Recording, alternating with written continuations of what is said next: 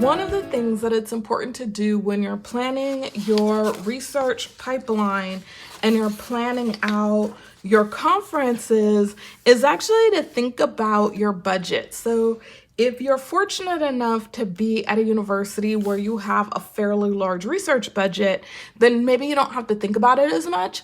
I've been fortunate enough to be at universities where I had a healthy research budget. I wouldn't call it it's not an exorbitant amount. I definitely had to budget for conferences, especially the smaller ones where I maybe only had one thing that I was on panel for. Sometimes I had to budget to pay to attend those on my own and not look for university support for those. So you definitely want to make sure that just like when you're planning out on your 5-year plan and on your research pipeline, your different projects, on your 5-year plan, you want to lay out the month when the conference actually is, and then the month when the paper ideas are actually due. So for example, for NCA, the conference is in November, but papers are due in March. Usually find out if you made the conference sometime in the summer.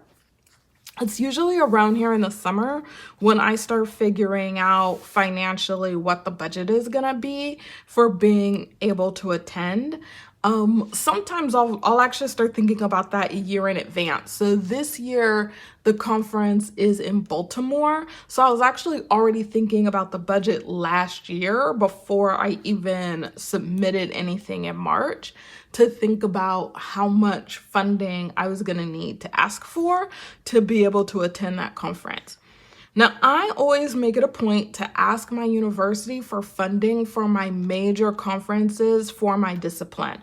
So that means I ask for my NCA funding, I ask for Western States funding, the Western States Communication Association funding, and then I usually ask for either the Canadian Society of Digital Humanities, I ask for funding for that, or if there's a class that I want to attend at HILT, I'll ask for funding for that.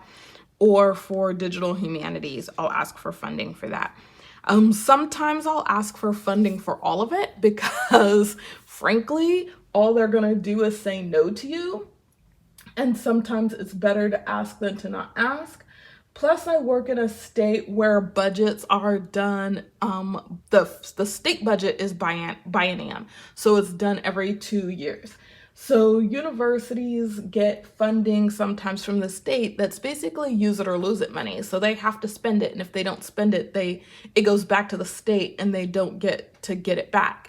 And so sometimes they'll be more willing to spend money on faculty who are going to summer conferences because the funding year ends in in June, and the next funding year starts in July, and they have money that they need to spend. So you're always better off, in my opinion, asking than not asking. If you ask and they say no, it's okay, especially if you have, your funding or your conference schedule laid out for 5 years. You're probably already if you're already planning on going, then you know what your personal budget is going to need to be in order to make that trip happen. And if they say yes, woohoo! Go ahead and go and, enjoy the bounty of that travel. So I am going to take a moment to print out a couple of things actually that I use when I'm doing my funding requests, and come and show you what that looks like, so that you have an idea of how I actually do this. Now, this sample for the travel budget that I'm gonna show you, this example, is one that I actually give to my faculty as an administrator, for my faculty to be able to request funding from me. And so this is one that I, obviously like as a template to be able that I like as a template to be able to think about your funding and the way that you want to get your conference support. Now, the thing that I have said for years to graduate students, to junior colleagues, that I did when I was a junior faculty member is I walked around my campus to any office that had funding for faculty support with a budget and a research plan. And I asked for whatever they had. I mean, I would take whatever, literally whatever they had. So if all they had was $100, I would take it because that was $100 less that I had to come up with out of my personal budget to be able to cover conference expenses. I also, in having a budget and a research plan, I was able to articulate to these offices what I was doing and how that was furthering the university's mission, the mission or value statement of that particular department or area as well. Okay, so here we go. So this is the template basically that I give my faculty for them to be able to submit to me for budget requests, for travel requests. So just in this top bar, I just put in that as a travel budget request and who it's for. And so I put in, my name, what I'm requesting for, and then what it is. So whenever you're requesting money from the university, remember that you have to be able to answer the basic questions: who, what, when, where, why, and how. So the who is me, right? The what is to attend this particular conference last year, or last summer, this past summer. Oops, there goes the printer again. The when and the where, so the dates of the conference, the location of the conference. The what, I went ahead and just pulled this straight. I just copied it straight from the website. I find that sometimes it's the easiest thing to do in explaining to your department what you're doing. And in this case, it was to attend HILT and the Introduction to TEI for Black Digital Humanities course, which was an awesome course. So really, really loved it. But I just went ahead and just took that straight off of their website. And then for the why and the how, so it's the why does this matter to you? Why will it matter to the university? Why will it matter to your program? And then the how will it benefit you? How will it benefit the university? How will it benefit your academic program? And so I go ahead and write in the why and the how statements right after that, right? It's really important, especially whether you're working actually at a public university or a private university. The university wants to know how and why this investment is going to benefit them. And they want to know how and why this investment in you attending this conference is going to benefit your professional development. If you can't articulate that to your department chair, you can't expect your department chair to be able to support your funding. So you need to it's really, really important that you learn how to do that in like 1 or 2 sentences. And so I always start with just a basic, my goal, right? Which tells, and I try to answer the why and the how in like the same sentence. So I try to answer the why and the how for my professional development. And then in the next sentence, the why and the how for the university and what they're trying to do. If you're whether you're working for a public university or a private university, their mission statement, their why, their how is on their website. So go to the website, read it, figure it out, answer it in 1 sentence, right? And if you can do that, you'll become your administrator's like favorite person. Keep in mind that universities do have accreditation policies as well. They have funders that they need to respond to, both private and public. And a lot of times being able to do something like this that's really clean and easy to follow, that has all of the answers right here, also will mean that your department chair, you've helped your department chair out in being able to write their end of the year reports as well, because they can go and look at their faculty member and what they've done, and then be able to do the kind of reporting, qualitative and quantitative, that they need to be able to do about the support that they gave. Okay. And that's why for me, I really teach my faculty how to do this so that their lives can be easier, but so can mine. Right. And so after the narrative explanation of the who, what, why, when, and where, you have the actual budget down below. So I have 5 columns on this budget. So the item that's actually being paid for, the memo, which just explains what the item is, the budgeted amount, and then I have a space for the actual and the difference. I use this space personally, and have used this space personally over the years, to figure out the difference between what the department gave, the college gave, the university gave. And then I have sometimes used another line down here for personal to be able to say what my contribution basically to myself is going to be, like what did I budget for, right? So interestingly enough, I add that personal 4th row here. I add that later. I do not give this budget with a personal contribution to my department head, or to my dean or my provost or whomever I'm asking money for, because I really want to try and get as much of the funding from the university as possible, as this is professional development, and not necessarily have sort of personal or, budgeted amounts. I will say though that, for example, like this does not include membership. The university where I was didn't usually pay memberships to organizations, but the university where I am will, if you can justify that as part of the request. And so I'll probably go ahead and add a line for that, since it's a little bit, my new university has a different approach to paying professional organizational memberships. If your university supports paying for professional organizational memberships, then you should definitely have that as one of your items here. So here I just kind of cover the basic items. So conference registration, airfare, ground transportation, housing, and meals.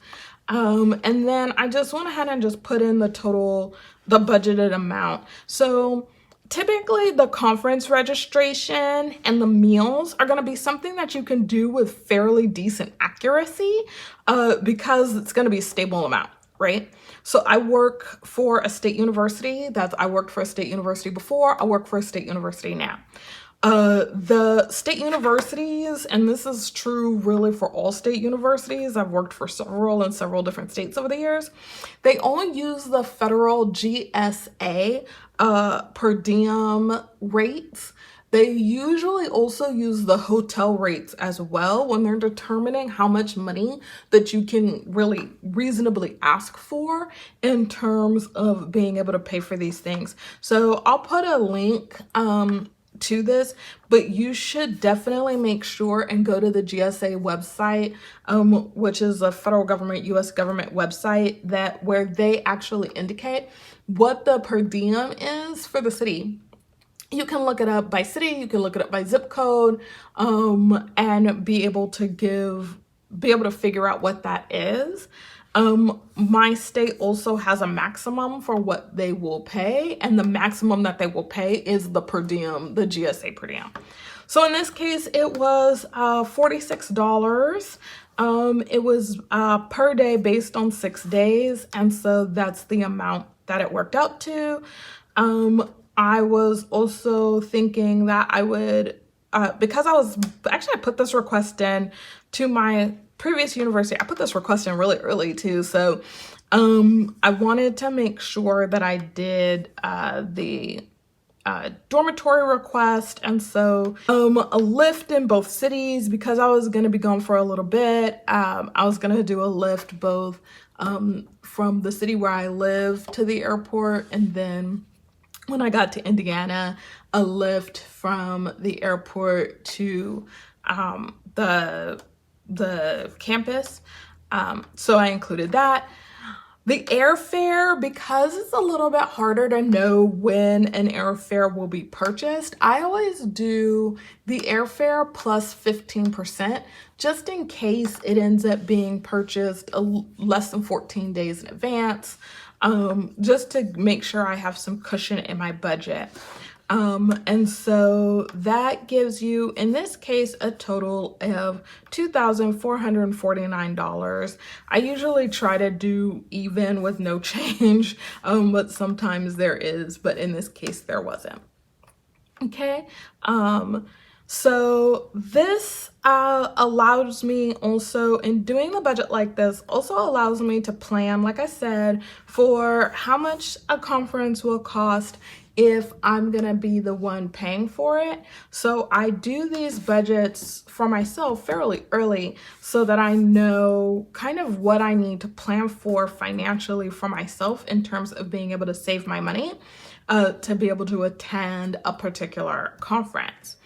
In this case, this conference ended up being paid for by a professional development grant that my university provided for me. And so this, that you actually had to apply for, so faculty had to apply for the professional development grant in order to get it. And this paragraph, and the fact that I've been in the habit of writing a narrative like this, really since I started that job in 2009, it was really, really easy to be able to apply for the grant, the professional development grant, because it required that you wrote a very short narrative. I think it was supposed to be less than 1,000 words, and this is definitely less than 1,000 words. And then also be able to give the budget as well. And so get yourself in the habit of doing something like this, keeping it short and sweet, and again, being able to explain the who, what, why, when, and where of your travel request. Make sure that you're also always framing this in terms of research development and professional development, because that's what the university is really paying for. So you want to make sure that you're clear so that they're clear that that's what's happening here. All right.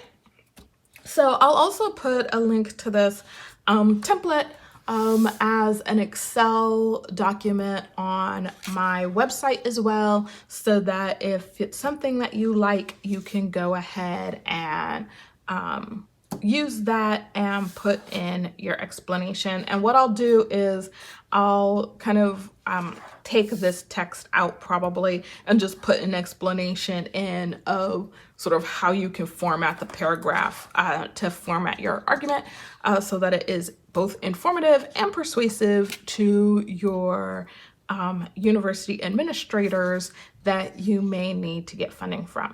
Let me also do a small shout out to my graduate program. I earned my PhD at Bowling Green State University, and this was actually, this kind of one-page format was what we had to do as graduate students when I was going there in the early 2000s to be able to request funding as graduate students. And so it got me in a really great habit to be able to make a really quick, short articulation of what I needed and why to be able to get funding. And so I just want to appreciate the School of Communication at Bowling Green for teaching me that lesson so that I could teach that lesson to all of you. I'd also like to do a shout out to my dad, who passed away in 2001, but he also taught me how to do this because he would not give you an allowance unless you could justify, or not an allowance, the allowance we had to work for, and there were very particular things that we had to do, my sister and I, in order to earn our allowances. My dad did not believe in gifting money. And so, but he also taught me how to make a budget and be persuasive about getting extra money. And it was always being able to answer the who, what, when, why, how, and where of things in order to be able to get that extra money. So between my dad and my graduate university, that's how I learned to do this. And I can honestly say I have been fairly effective. And as an administrator, I appreciate teaching my faculty how to be effective in this way as well, in order to be able to learn to take advantage of resources that are available. So there you go. I also do have and will include on my website a template for the expenses when you return. And so I'm actually going to take a moment and show you that as well. Okay, so this is my template that I use for travel expenses. Now, if your university lots of universities use proprietary software for you to be able to submit your expenses. And so you might be doing that. My university, both the one where I used to work and the one that I work at now, uses software that you log in and you submit your expenses. If you are doing like consulting work, or you have if you like give a talk and you have to submit expenses back to the place in order to be reimbursed or something like that, or you just want to be able to keep track of the expenses that you paid out yourself, because you're gonna go ahead and take those deductions on your taxes or what have you, it's always a good idea to be able to keep track of those travel expenses in some kind of format that makes sense. And so this is a template that I kind of recolored and laid out a little bit. I made a couple of little changes to the way that it's set up from, my printer is just doing its own little thing back there. I use numbers because I'm a Mac user. So I used a template that's on numbers to be able to lay this out. So you have your date column, the description of the expense, and then a column for airfare, lodging, ground transportation, meals and tips, conferences and seminars, memberships, miles. This is where I put in the miles if I drive myself to the airport, right? And then parking, currency exchange rate, very helpful if you are presenting conferences internationally. And then the expense currency, and then it just numbers up your total over here on the end. This is useful for tax purposes, especially because you just go ahead and each row is a different conference. And for me, I just put in the things that the university didn't cover. So in the case of this one, for example, the university covered all of this. But for example, if the university had covered like the registration and the airfare, but did not cover ground transportation, housing, and meals, then what I would do is put the actuals of those expenses on here. And so the date would be the dates of the conference, the name of the conference. So this was HILT. And then I would put, just fill in the things that the university didn't cover. And I would know that that's the part that was my personal part. And then the rest that was on here is the part that the university covered. It's the same amount that I would actually put in that fourth line down here when I put in the personal contribution would be what I actually paid for, right? And this is just an itemized version of that for tax purposes and sort of other just sort of bookkeeping. Okay, so like I said, I'll put a link on my website to those so that if you want to use them, you certainly may. All right.